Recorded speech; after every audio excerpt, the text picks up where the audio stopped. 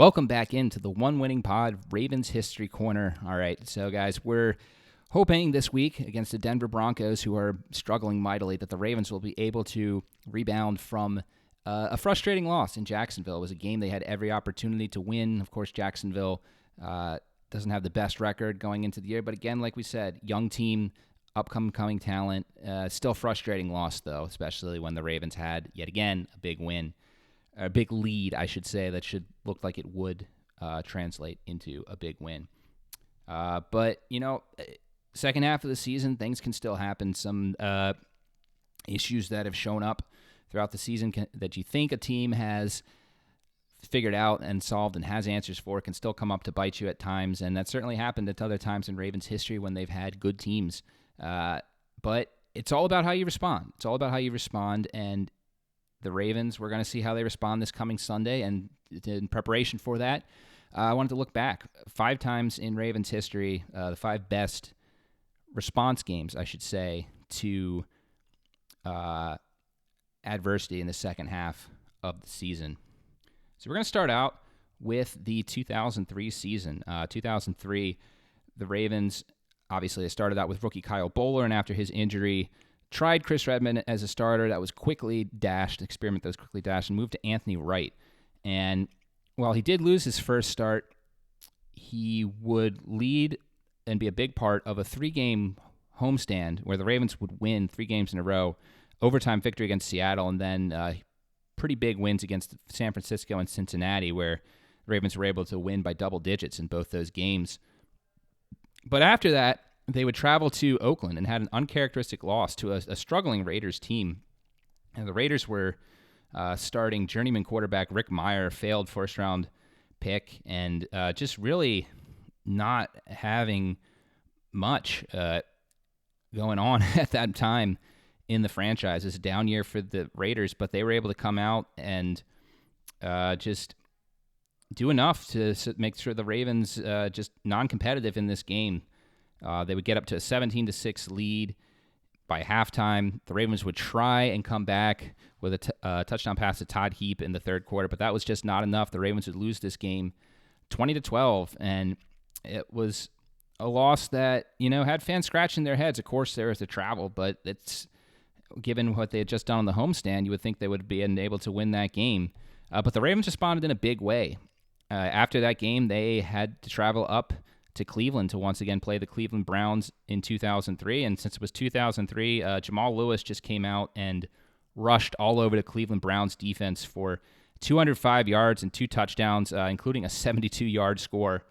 And the defense just put on a dominating performance, sacking quarterback Tim Couch 5 times and just stifling the Cleveland Browns passing attack en route to a 35-0 victory, which would propel the Ravens to a 2-game win streak to clinch the wild card that year. All right, next up we have 2008, and arguably the game that I'm going to look at here, Week 11. So the Ravens had a little bit of a rocky start to the season, trying to figure out their new offense, their new identity under Coach John Harbaugh, and started the year out 2-3. But then after that, a 4-game win streak that led them into the Meadowlands to play the New York Giants, who were coming off the Super Bowl victory against the Patriots, the 19-1 New England Patriots. And this is a game that, the Ravens, it had looked like they were through what is going to happen here in this game. Then they just got pummeled by the Giants 30-10. They just were never able to find their footing. And again, a loss that was respectable because it was a good opponent. The Giants were 9-1 that year, coming off the Super Bowl going into that game. But still, it looked like the Ravens were past this type of loss. They had lost close games to the Steelers and the Titans earlier that year. They had lost to the Colts big. So really the only times that this team got suffered more than 10-point losses in 2008 were to the Manning brothers. Imagine that. But they would come back after this game, come home, and they had a home matchup against the Philadelphia Eagles, an Eagles team that, as we know, would end up going to the NFC Championship game at the end of the year. But at that time, they're coming into Baltimore. They were trying to figure out their team identity. 5-4-1, And the Ravens took advantage of that, harassing Donovan McNabb. He would be pulled halfway through the game, replaced by Kevin Kolb, who the Ravens would pick off. Ed Reed would pick off a pass in the end zone from Kolb, return at 107 yards for a touchdown, almost beat his own record. The offense was back on track. 2 touchdown passes from Joe Flacco, a touchdown from LaRon McClain, and it would kick off what would be a 5-1 end of the season run for the Ravens. Their only loss being a close loss against Pittsburgh, and then, of course, would take them all the way to the AFC Championship game that year. And number 3 on this list, we're going to look recent. We're going to look at the 2020 season. We all know it should be fresh in our minds, I should say. The Ravens started that year out 5-1, but then after the bye week, combination of tough losses, bad weather, injuries, COVID, saw the Ravens drop 4 of 5, and drop from 5-1 to 6-5. And after the loss that was, arguably the worst, simply because of all the players that were ravaged and out from that game from COVID, the Ravens came back on a Tuesday night game. Remember, this was the COVID year, so games were all over the place, against the Dallas Cowboys, and who were led by Andy Dalton, who was in for an injured Dak Prescott, and got right back on track. Lamar Jackson did not play in the Pittsburgh Steelers game. He had COVID, but he came back and delivered a vintage performance, a performance that had been eluding him a little bit in the previous games. Only 107 yards passing, but 2 touchdowns, 94 on the ground, a touchdown as well.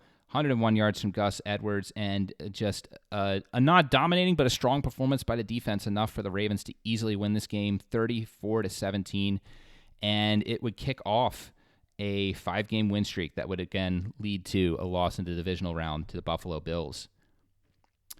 And number 2 on this list, we're going to look at the 2012 season. I don't think anyone needs a reminder here as well.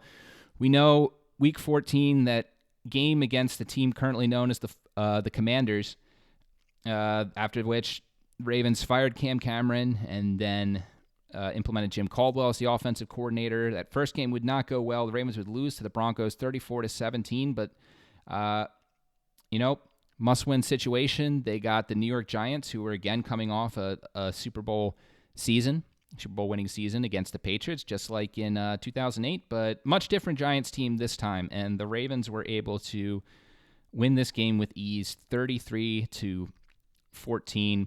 It was 24-7 going into the half. This game was never in question. Big game passing from Joe Flacco, 309 yards, 2 touchdowns. You had both Bernard Pierce and Ray Rice run for over 100 yards on the ground. And, of course, a really good performance by the defense here, despite not having any interceptions and only 3 sacks. They kept the Giants out of the end zone until really the game was out of reach. So great win here, and of course we know that this was a catalyst that ended in the Super Bowl run. And speaking of Super Bowl runs, number 1 on my list here, I'm looking at the 2000 season. The Ravens, in the middle of that year, had the touchdown drought. We all know about the touchdown drought. The 5 games without a touchdown eventually led to Trent Dilfer being installed as the starting quarterback over Tony Banks. For Dilfer's first start, the Ravens lost 6-9 to the Pittsburgh Steelers, but then the week after that, against the Cincinnati Bengals, the Ravens would score 3 touchdowns. You would have 3 passing touchdowns from Trent Dilfer, all in the second quarter of this game. And the Ravens offense was back on track from that moment on, had at least 1 touchdown throughout the remainder of the season, and they wouldn't lose after that. You had a 7-game win streak to close out the year, and of course ran the table in the playoffs for the Super Bowl. So I think you have to put that game as the number one bounce back game, second half bounce back game on this list. And there you have it. That's the list for the top 5 second half bounce back games in Ravens history. To recap, at number 5, we had Week 16 in 2003 against the Cleveland Browns. Number 4, Week 12 of the 2008 season against the Philadelphia Eagles. Number 3, Week 13 of the 2020 season against the Dallas Cowboys. Number 2, Week 16 of the 2012 season against the New York Giants. And number 1, the Week 10 matchup in Cincinnati in 2000, which ended a touchdown drought. So that's it for this week. Let me know in the comments if there's any games that you think should be included. And as always, if you like this content, feel free to subscribe to our YouTube channel as well as the podcast for great Ravens content all season long.